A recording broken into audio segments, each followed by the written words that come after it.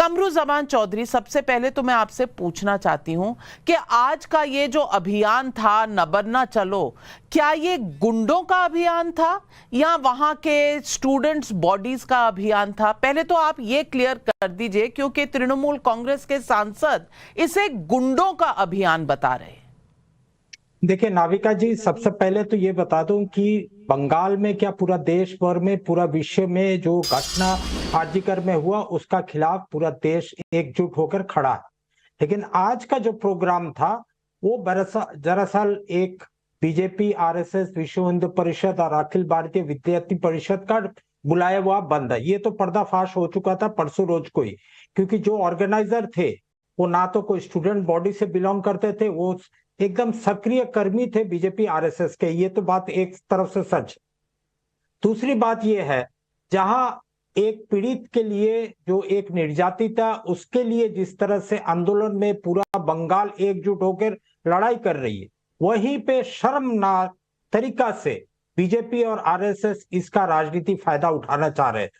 आज ममता बनर्जी का बहुत सारे गलतियां हैं इस मैटर को लेकर, इसमें कोई दो राय नहीं है। लेकिन जिस तरह से आज का आंदोलन हुआ, एक 80 साल का साधु, तांत्रिक साधु को अब वीडियो वायरल हुआ होगा, वाटर कमान का सामने में खड़ा है, उसका सच ये है कि वो आरएसएस का सक्रिय कर्मी है। आज जिस तरह से एक ट्रैफिक पुलिस वाला को पकड़कर बीजेपी और आरएसएस के लोग जैसे पीट पीट के जा रहे थे, जिस तरह से कॉलेज स्ट्रीट में, एमजी रोड में जिस तरह से पुलिस के ऊपर पथराव हो रहे थे, मैं तो वीडियो देख रहा था न्यूज में बंगला चैनल का, और यही सोच रहा था कि ये सिचुएशन अगर उत्तर प्रदेश में होता या मध्य प्रदेश में होता तो अब तक जो है कि सुधांशु जी का बुलडोजर अब तक उसके घरों में चल चुके होते। लेकिन ये एनार्की जिस तरह से फैलाया गया आज, ये हम बंगाल के लोग नहीं चाहते। हम विरोध है, हम ममता बनर्जी का विरोध करते हैं, बहुत जोर विरोध कर रहे हैं, और लेकिन इस तरह का एनार्की हम कतई ही नहीं चाहते। दूसरी बात देखिए किस तरह से राजनीतिकरण कर रहे। आज एक तरफ जिस तरह से अपना कैडर स्ट्रेंथ को बुला दिया रास्ता में, पूरा कलकत्ता स्तब्ध हो गया प्रवक्ताओं से। सुधांशु त्रिवेदी जी, ये इंसाफ की लड़ाई है या राजनीति की लड़ाई है? सवाल पब्लिक का शो पर उठाया गया है, जवाब दीजिए। देखिए, इंसाफ की लड़ाई और गुंडागर्दी दोनों का जवाब देता हूं। नाविका जी, अगर तृणमूल कांग्रेस के सरकार के मंत्री मिस्टर गुहा ये कहते हैं कि जो उंगली आंदोलनकारियों के लिए, उंगली अगर ममता बनर्जी की तरफ उड़ेगी तो उंगली तोड़ दी जाएगी, नहीं, ये तो शांति की, सौहार्द की भाषा है, इसमें कौन सी ऐसी बात है। यदि अरूप चक्रवर्ती, उनके सांसद, ये कहते हैं कि मैं चेतावनी दे रहा हूं, ये जो आंदोलनकारी हैं अगर ये बाज नहीं आए तो इनको अंजाम भुगतना पड़ेगा, नहीं, ये तो शांति की बात है, गुंडागर्दी की बात थोड़ी है। उसके बाद रात के अंधेरे में जिस ढंग से भीड़ घुसती है, और वहां के कर्मचारियों ने साफ ये बात कही, तस्दीक की कि वो लोग उस सेमिनार हॉल को ढूंढ रहे थे, वहां पे जाके तोड़फोड़ कर रहे थे, वो गुंडागर्दी थोड़ी थी, वो तो सब कुछ शांति के हिसाब से चल रहा था। और पहले ही गिनाया जा चुका है इस सरकार की क्या संवेदनशीलता थी जब ममता जी वहां मुख्यमंत्री भी हैं और विभागीय मंत्री भी हैं।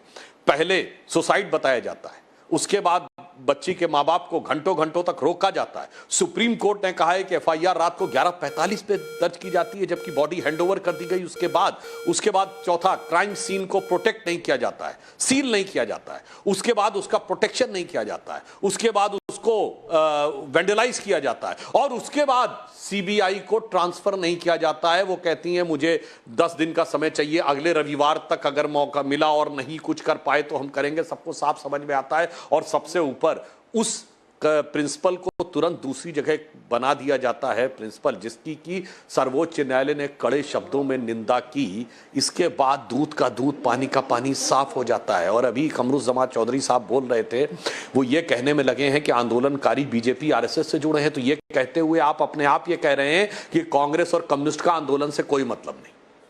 भले ही ममता बनर्जी डिक्टेटर है, अधीर रंजन चौधरी ने कहा, जो पिछली लोकसभा में कांग्रेस के नेता प्रतिपक्ष थे।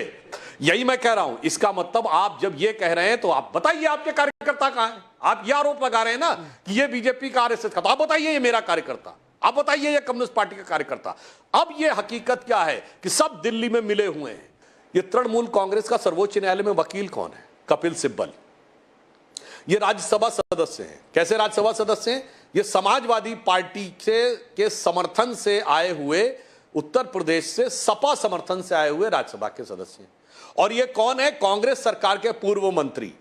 मैं पुनः कह रहा हूं, दर्शकों सुनिए कि कांग्रेस का लंबे समय तक सरकार में मंत्री रहे कपिल सिब्बल, जो वर्तमान में समाजवादी पार्टी के समर्थन से राज्यसभा में पहुंचे हैं, जो अलगाववादी और आतंकवादियों के केसेस को डिफेंड करने के लिए कुख्यात और विख्यात या कुख्यात रहे हैं, वही तृणमूल कांग्रेस सरकार के तरफ से अपराधियों का बचाव करने के लिए खड़े हैं। अब एकदम दूध का दूध पानी का पानी है कि इंडी गठबंधन के सारे लोग एक दूसरे के अपराधों पर पर्दा डालने के लिए एक दूसरे के साथ हैं, एक दूसरे के गुनाहों पर पर्दा डालने के लिए शुद्ध राजनीति कर रहे हैं। बिल्कुल सही सवाल उठाया है। और जूही सिंह जी, मैं आपसे पूछना चाहूंगी, जूही सिंह जी, अगर इस तरह के किसी भी प्रदर्शन में अगर वाटर कैनन, टीयर गैस, लाठी चार्ज सब हुआ होता तो सबसे पहले विपक्ष क्या कहता कि भाई मोदी तो तानाशाह है, बिना ऐसा कुछ हुए भी यही कहा जाता है।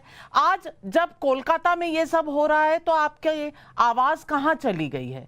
कपिल सिब्बल की जो बात उठाई सुधांशु त्रिवेदी ने, क्या सब मिले हुए हैं क्योंकि एक साथ रहना है, विपक्ष में एक अलायंस बनी हुई है? तो आज उस 31 साल की ट्रेनी डॉक्टर के ऊपर आपके होंठ सिल गए हैं? ना कोई जा रहा है कलकत्ता, ना अखिलेश जी गए, ना राहुल जी गए। राहुल जी कहते हैं कि ये तो डिस्ट्रैक्शन है। मैं सवाल पूछना चाहती हूं, महिला के ऊपर अत्याचार होता है, उसका रेप होता है, उसका मर्डर होता है, और जिस तरह से क्राइम सीन और जिस तरह से तमाम चीजें बाहर निकल कर आ रही हैं, क्या आज हमें शर्मिंदा होना चाहिए या हमें एक दूसरे पर यह सवाल उठाना चाहिए कि भाई कौन गुंडा है और कौन गोदी मीडिया है और कौन दलाल मीडिया है? इस तरह के शब्द अगर वहां वाटर कैनन चल रहा है तो क्या मीडिया ना दिखाए? नाविका जी, आपका बहुत ही निष्पक्ष पैनल हमेशा से रहा है। बात आपसे ही शुरू करती हूँ कि महिलाओं के प्रति बलात्कार, यौन हिंसा, हरासमेंट, छेड़छाड़, इन सब के मामले बढ़े हैं। जो कोलकाता में हुआ, आरजीकार में हुआ, निहायत शर्मसार है। ये भी बात सही है कि ऐसे मसलों पर बलात्कार, महिलाओं के प्रति जो सुरक्षा की कमी होती है, उस पर संवेदनहीन और निर्मम बयान नहीं देने चाहिए। टिप्पणी पर जरा सा कंट्रोल करना चाहिए। मुझसे भी कभी ये गलती हुई, उसके लिए मुझे बहुत खेद है। लेकिन जो आप कह रहे हैं कि मापदंड तो एक ही होना चाहिए, कौन किससे मिला है ये प्रश्न नहीं है।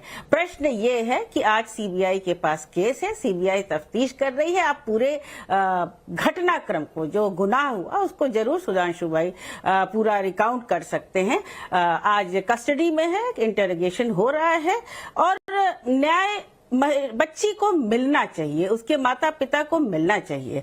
प्रोटेस्ट और वाटर कैनन की बात हुई हमारे उत्तर प्रदेश में। अगर आप बीएचयू की बात करें तो एक लड़की थी, उसको निवस्त करके घुमाया गया, सोशल मीडिया पे आने तक कोई एक्शन नहीं हुआ। फर्रुखाबाद में आज 2 बच्चियों को पेड़ से लटका पाया गया। अभी तक पुलिस ये नहीं पता पाई है कि हत्या है, आत्महत्या है। एक कंफ्यूजिंग सिग्नल जा रहा है। मापदंड है ना, मापदंड। एक बात करिए, वाटर कैनन रोज तो उत्तर प्रदेश में आप वाटर कैनन चलाते हैं। अगर कोई प्रोटेस्ट करता है, अगर कोई नौकरी मांगता है, अगर कोई आंदोलनकारी होता है, तब आपके लिए परिभाषा अलग हो जाती है। वहीं पर आपके ऊपर प्रश्न चिन्ह उठते हैं और भारतीय जनता पार्टी पर प्रश्न चिन्ह उठते हैं, क्योंकि सरकार उनकी है। कोई किसी को तानाशाह कहे या न कहे, ये तो सरकार की जिम्मेदारी है, राज्य सरकारों की जिम्मेदारी। जैसे मणिपुर में थी, वो भी राज्य सरकार की जिम्मेदारी थी कि वहां पर जब महिलाओं के साथ बलात्कार हो रहा था, इंटरनेट बंद था, आपने दिखाया। ये बात सही है, मैं नहीं कहूंगी कि मीडिया ने नहीं दिखाया लगातार। तब तो भारतीय जनता पार्टी के लोग जो हैं नहीं बोले। हाथरस कांड में ये विजिटिंग डिप्लोमेसी थोड़ा ही है, बलात्कार है, एक बहुत बड़ा गुनाह हुआ है। और हमें कोशिश ये करनी चाहिए, निर्भया से अभया तक हम पहुंच गए हैं, कि कम से कम समय सीमा पे बच्ची को न्याय मिले, परिवार को सुरक्षा मिले। ऐसी घटनाएं रोकने के लिए हमें एक आधार विजिटिंग डिप्लोमेसी नहीं है। फर्रुखाबाद के बात करी सुधांशु त्रिवेदी जी, विजिटिंग डिप्लोमेसी कोलकाता के केस में नहीं है, लेकिन हाथरस के केस में तो थी, सब गए थे। ये कोलकाता में शायद वीजा की जरूरत पड़ती है, इसीलिए शायद कोई विजिटिंग डिप्लोमेसी नहीं करना चाह रहा। लेकिन तमाम सवाल जो उठाए हैं फर्रुखाबाद के मामले में, इनका भी जवाब आना चाहिए। देखिए, मैं एक बात पुनः स्पष्ट करना चाहता हूं कि महिलाओं के प्रति हुए अत्याचार और अपराध को लेकर कोई पार्टी ये दावा करे कि मेरी सरकार में नहीं हो रहा, अमुक की सरकार में हो रहा, यह विचार गलत है। हमें इस विषय के ऊपर दलगत भावना से ऊपर उठकर बात करनी चाहिए। मैं ये नहीं दावा करता कि हमारी सरकार में नहीं हो रहा, इनके में। हम ये कहना चाहते हैं प्रतिक्रियाओं से मानसिकता पता लगती है। जैसे ये कहना कि उंगली तोड़ देंगे प्रदर्शनकारियों को, ये मानसिकता है। ये कहना कि वो लड़कियां जो कोलकाता में बैठे हुए हैं, लड़के लड़कियां वो अपने बॉयफ्रेंड और गर्लफ्रेंड बैठे हुए हैं, ये मानसिकता है।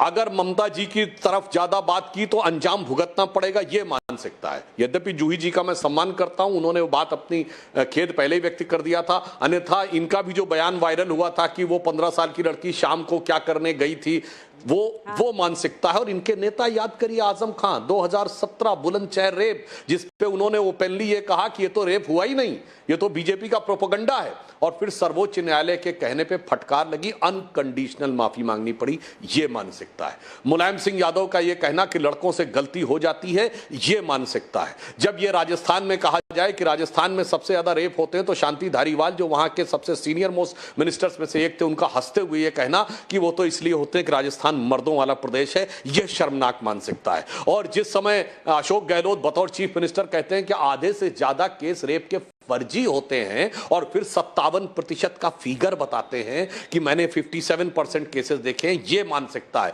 और जब कर्नाटक में कांग्रेस के ही नेता की बेटी नेहा हीरामत को चाकुओं से मार दिया, गोद दिया जाता है, उसके उपरांत भी कर्नाटक का मुख्य गृह मंत्री अपने नेता की बेटी का बचाव करने नहीं आता है, उल्टा डिफेंड करता है। वो गुस्से में उसने ऐसा कर दिया होगा, दोनों के बीच में दोस्ती थी। कारण जानते क्या है? वोट बैंक के तराजू पे तौला जाता है। बहुत सही बात कही। लेकिन तौसीफ खान भाई, आज मैं ये सवाल आपसे पूछना चाहती हूं। इस सरकार के खिलाफ किसानों के आंदोलन हुए ना, उस वक्त बैरिकेड भी लगाए जाते थे, तो कहा जाता था आप किसानों को रौंदना चाहते हैं। आज बंगाल में क्या हुआ? आज बंगाल में जिस तरह से महिलाओं को घसीटा गया पुलिस द्वारा, कोई लेडी कांस्टेबल नहीं थी, महिलाओं को मैन हैंडल करने वाले वहां मेल पुलिस ऑफिसर्स थे। क्या ये कायदा है? कंटेनर रख देना बीच में, इस तरह से वहां पर वाटर कैनन्स, टीयर गैस और रबर बुलेट्स चलाना। मैं पूछना चाह रही हूं, बाकियों को जब आप कहते हैं कि तानाशाही चल रही है, तो ये बंगाल में आज क्या चल रहा है? और आज बीजेपी ने कहा है क्या पॉलीग्राफ टेस्ट होना चाहिए ममता बनर्जी का और पुलिस कमिश्नर का, तो आप क्या जवाब देंगे? क्योंकि झूठ और काफी इस पूरे मुद्दे में पिछले 19 दिनों से ये देश उबल रहा है। बहुत से गैप्स हैं, बहुत से स्लिप्स हैं और बहुत से कॉम्प्रोमाइजेस हुए हैं क्राइम सीन में। मैं पूछना चाहती हूं, क्या पॉलीग्राफ टेस्ट होना चाहिए? नाविका जी, ये बात बिल्कुल सही है कि आरजी कार में जो घटना हुई है वो बहुत ही शर्मनाक घटना है, और इस पे सीबीआई की जांच भी चल रही है। ममता बनर्जी ने पूरा समर्थन पहले से ही रखा है कि हाँ, सीबीआई की जांच के आड़े वो नहीं आएंगे। और मामला सुप्रीम कोर्ट में भी पेंडिंग है। सुप्रीम कोर्ट में सीबीआई को अपना रिपोर्ट भी देना है, कोलकाता पुलिस को भी अपना रिपोर्ट देना है। तो जब ये मामला सीबीआई और सुप्रीम कोर्ट में है, ये बीजेपी सड़कों में हंगामा क्यों कर रही है? ये बीजेपी को किसने हक दे दिया कि वो कोलकाता पुलिस के ऊपर में पत्थर फेंके और सर फोड़ दे? कोलकाता पुलिस के अफसर का पत्थर से तोड़ करके सर फोड़ दिया। रास्ते में जो है बैरिकेड्स को तोड़ना, पब्लिक प्रॉपर्टीज को तोड़ना, हंगामा मचाना, ये बीजेपी को किसने हक दे दिया? और वो ये कर रही है, कहती है कि ये छात्र समाज है। अर्जुन सिंह बीजेपी के नेता सांसद भी रहे, वो रास्ते में उतरे हुए कह रही है छात्र समाज का प्रोटेस्ट चल रहा है।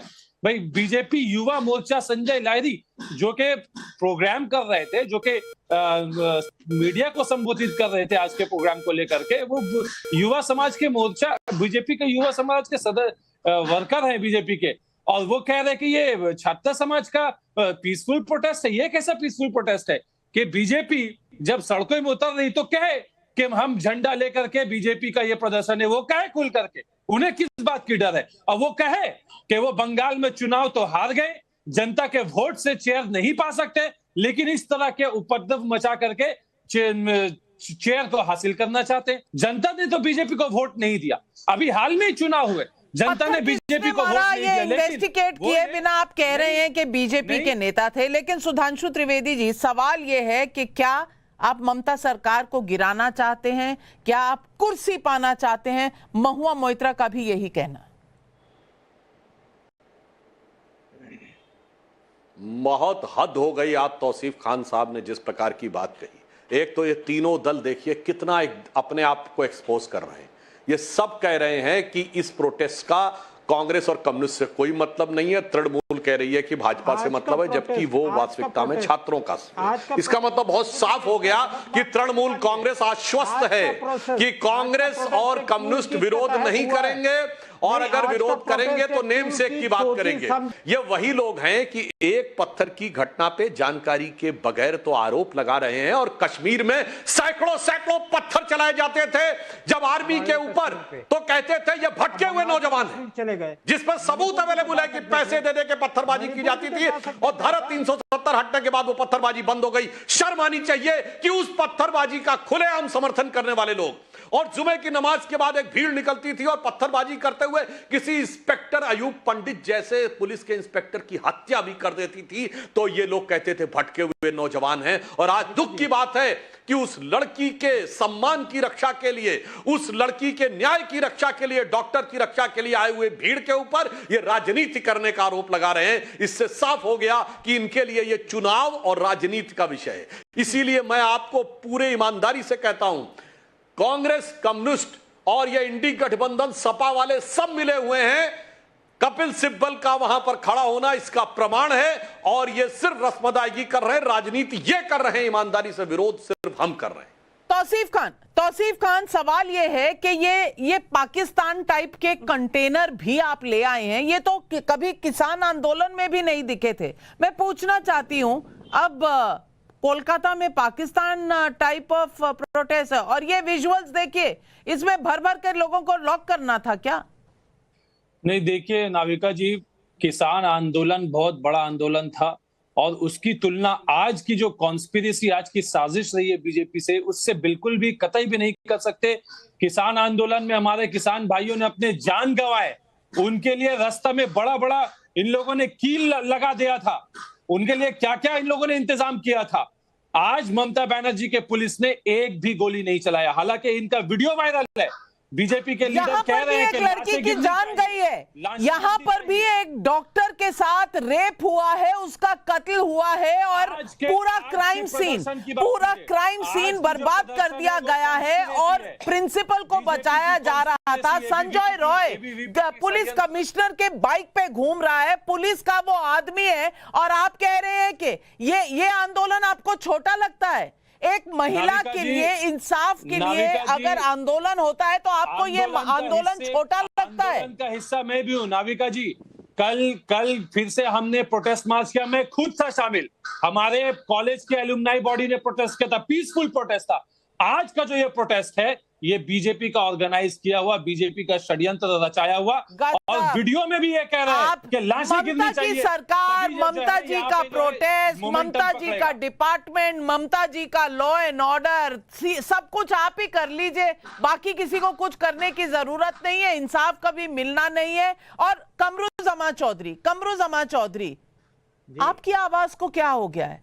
लड़की हूं, लड़ सकती हूं को क्या हो गया है? और संविधान बचाने वालों का आज क्या हाल हो गया है कि ये डेमोक्रेसी की जो बात करते हैं, जो कॉन्स्टिट्यूशन में प्रोटेस्ट का राइट है, जो उसकी बात करते हैं, आज चुप है?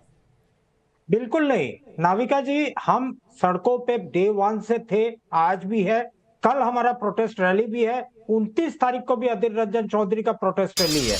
लेकिन आज का जो, मैं सुधांशु जी का एक बात पे मैं टिप्पणी देना चाहता हूं, उन्होंने हम पे इल्जाम लगाया मानसिकता का। उस वक्त उनका मानसिकता क्या हो रहा था जब प्रज्वल रवन्ना के साथ में प्रधानमंत्री खड़े होकर उसका वाहवाही कर रहे थे। उस वक्त उनका मानसिकता कहाँ था जब ब्रिजभूषण शरण सिंह, जिसका ऊपर बहुत गंभीर आरोप लगाया गया, मुझे लगता तब बीजेपी उसके साथ दे रहा था। पढ़कर जब नहीं बाबा राम आए, रहीम जब को प्रधानमंत्री रिहा मंत्री करके प्रज्वल रेवन्ना के साथ गया। खड़े थे तब तक आरोप नहीं था। आरोप बाद में निकला और इंटरव्यू, चुनाव से पहले के इंटरव्यू में ये सवाल मैंने पूछा था प्रधानमंत्री ने, और प्रधानमंत्री ने इसका जवाब भी दिया था कि स्ट्रिक्ट से स्ट्रिक्ट एक्शन होगा। लेकिन टाइमलाइन आपके लिए जरूरी नहीं है, तथ्य आपके लिए जरूरी नहीं है। और सुधांशु जी, आप अगर आंदोलन करें तो सारे आंदोलन बीजेपी के, हालांकि एसएफआई का भी नाम आया है, छात्र बॉडीज का जो वामपंथी वाले हैं। अब मुझे पता नहीं कि वामपंथी आजकल बीजेपी के साथ हो गए हैं। और दूसरी तरफ गोदी मीडिया, दलाल मीडिया, कोई आवाज उठाए तो बस वो दलाल। क्या ये तानाशाही नहीं है?